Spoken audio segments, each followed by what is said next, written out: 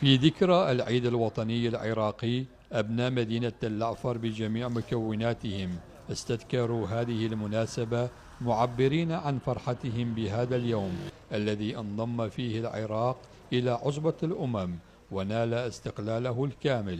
في 3 أكتوبر عام 1932 تحقق الحلم الشعب العراقي وأعلن استقلال العراق رسميا، وبهذا الاستقلال أصبح العراق أول دولة عربية تنضم إلى عصبة الأمم المتحدة ذات سيادة. Sayın seyircilerimiz, sizlerden geçeceği yolda bir takririmiz var. O da ihtifal İdil Vatani günü. Hep beraber gidelim, izleyelim, kalın bizimle.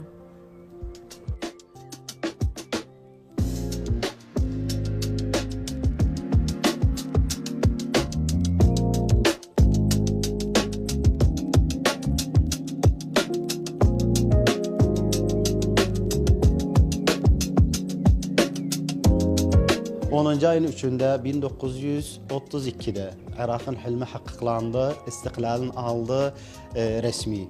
Bu istiklalde Irak oldu ilk devlet انضمام إلى عصبة الأمم المتحدة ذات سيادة. Bu marhalası başladı. O zaman da tarihi siyasi yani yeni tarih başladı.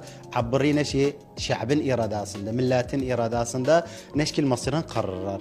O gündük bize ne oldu? Bir alame yani farika fi nizal el vatani, bize o gün bayram oldu. Meş intidab Britanya'dan ayrıldı, aldı siyadasını, istiklaliyasını, Irak oldu ذات سيادة مستقلة ضد الهيمنة الأجنبية.